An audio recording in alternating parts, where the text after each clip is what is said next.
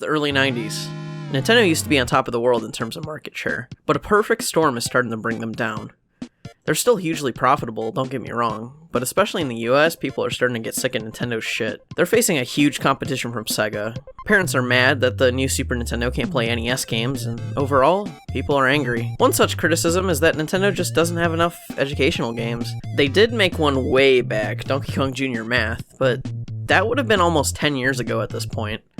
Edutainment games never sell well, so Nintendo just left it to the third parties. But the Karens wouldn't let up, so they cracked under pressure to create a new wave of educational games starring Mario. This led to Mario's early years. Mario Teaches Typing, Mario's Missing, Mario's Time Machine, Mario's Game Gallery, but those were all developed by outside forces, and frankly, they suck ass. Video talking about them will come soon though. However, before any of those happen, Nintendo themselves made one, and it's fantastic. It's an art program on the SNES called Mario Paint. The game came bundled with a little computer mouse and mouse pad. I don't have the pad sadly, but I do have this nifty little mouse. It's old school. Instead of being laser-based like mice are now, this one's analog, using a little ball on the inside. Sometimes I like to take it out and roll it around. Anyway, you use this mouse to control your cursor in the program. I mean, that's a total no shit if you ever used a computer, but you gotta remember, this is 1992. Computers weren't new, obviously, and mice were around for quite a while and all. But it wasn't uncommon at all for PCs back in the day to just be a keyboard and monitor. And yes, modern PCs existed. The first version of Windows came out 7 years prior. It ain't the Commodore 64 era per se, but you gotta remember, computers weren't in every home like they are today. When game companies put art programs on their consoles, it would, most of the time, use a controller, or whatever the fuck this thing is. Mario Paint released on the Super Famicom with the SNES mouse and mouse pad on July 14th, 1992. Now what has she done? She put the cat in the fishbowl and planted corn on her brother's head. Great. Then she cut a huge hole in the roof for the butterflies. Terrific. That's not all. She tore your stereo apart to add some more woofers and tweeters. I don't know where that child gets her imagination. Me neither. But I really like what she does with it. Mario Paint, the power to create, only on the Super Nintendo Entertainment System. This is not your average art program. This one oozes charm. It's not the best, and in fact for the time it was pretty limited, but it's got that old school Mario heart, and that's why I love it so much. I mean, it's not even the game itself. Even the title screen is extra. You gotta figure out how to start the game. There's no start button on this thing after all. You can click on the letters that make the title Mario Paint, and every single one does a unique little thing. The M makes Mario shrink, the second I makes everything shake, even the music, and the O turns into a bomb and explodes. After the explosion, a peculiar tune plays.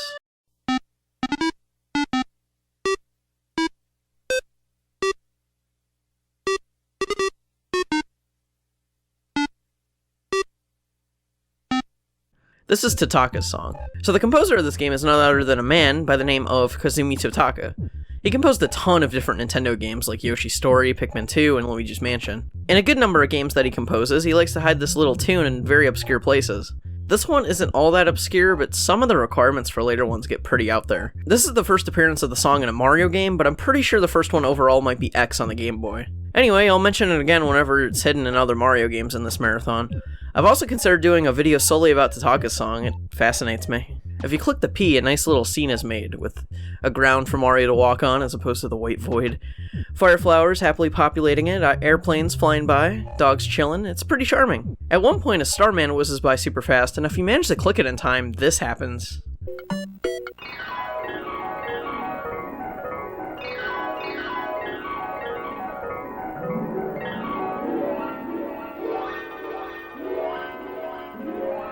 I just wanted to illustrate that this game is on some shit. We're still on the title screen, folks. The charm, it's too much. Okay, to actually start the game, you gotta click on Mario. He actually kind of runs away from you, so you gotta get really good at being fast with it. I imagine this was a lot of kids' first time learning how to use a mouse, so this probably taught them how. So then you're plopped in with a wide open canvas. The world is your oyster, so get moister. Eddie wrote that. There's a surprising amount of effort put into the tool selection here for a one-off edutainment game. You can change the brush sizes, of course. You can select stuff, copy it, paste it, and when you place things, you can even change its orientation. Obviously, you have a wide variety of colors to pick from, but click this little teardrop guy and you realize there's a lot of options here. There's these little pixely gradients, a ton of them. These weird multicolors. You can take stamps and use them as a brush even. Speaking of which, stamps! You can place these stamps and even smear them if you're disgusting. They're all cute little objects like airplanes and apples and whatnot, but a lot of them are actually sprites from Super Mario World. Plus, you can even make your own stamps. The options here are pretty neat for a small game like this, gotta say. You got your spray tool, a household name in the world of classic MS Paint, a basic shape tool, a standard fill tool. This one takes forever to load though. It really sucks when you accidentally hit the outline or maybe forgot to close the line art so it touches all the way to the background and fuck, the entire world is skin. Dang. But that's what undo is for. A standard feature in an art program, almost not even worth mentioning, but oh it is, because my friend, this one is illustrated as a dog. His name is Undo Dog. Sometimes he walks around. I like Undo Dog. You can also use the also standard eraser with a variety of sizes, but if you want to erase everything, you have a lot of buttons for that. They give you access to not only 1, but 9. They all get the job done, but with different cute animations, like dissolving into pixels, clearing with TV static, or flown away with a rocket ship. With the paper tool, you can make the whole screen one solid color, and with the letter tool, you can, well, place letters. There's no keyboard to go with the mouse, obviously, so you have to tediously place the letters one by one, but hey, there's 2 sizes and a lot of characters, including Japanese characters. Neato. If you find it hard to work with this old-ass mouse, and trust me, I do too, you can change the mouse speed, cutely illustrated with animals. If you want to commit sacrilege and say you don't like the music, you can change that too. You have 3 options here, as well as straight up mute. By default, the game plays Creative Exercise, definitely the most well-known song from the game. But my personal favorite is Monkeys. I like monkeys. Then there's Mysterious.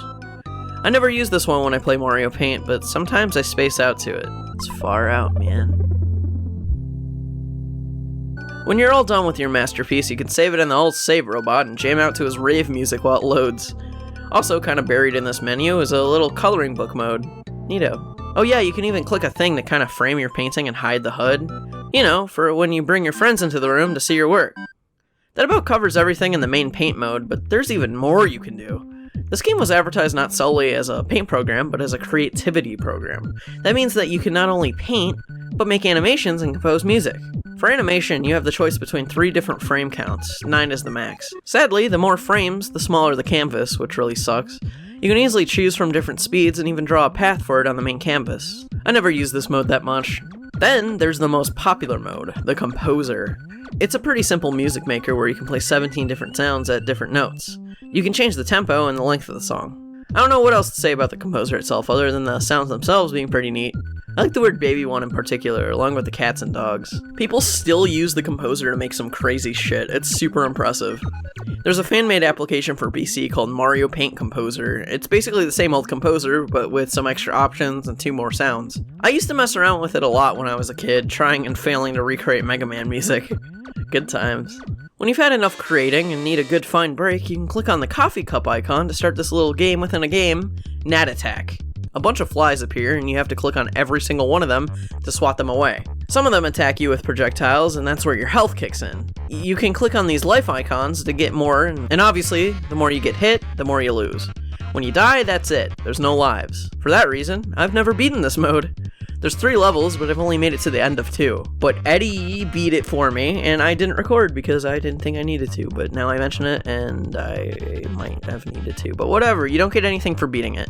At the end of levels, you fight a wasp boss. Beat him and you win. And that's all I can really say about Mario Paint. It's arguably not even a game. I mean, it's as simple as paint programs can get, but I appreciate it for what it is. This game really showed me the Mario series' spirit. Okay, I didn't grow up with this game, but I didn't need to. I see how this game can mold people to become great artists at an early age. It really reminds me of myself as a kid on my piece of shit page Windows 98 PC, dicking around with MS Paint, and Excel for some reason.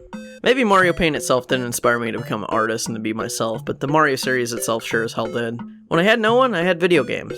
I had Mario. The Mario games were always about having a good time no matter what. To be yourself. Even evil dragon dudes you got beef with can still kart race with you.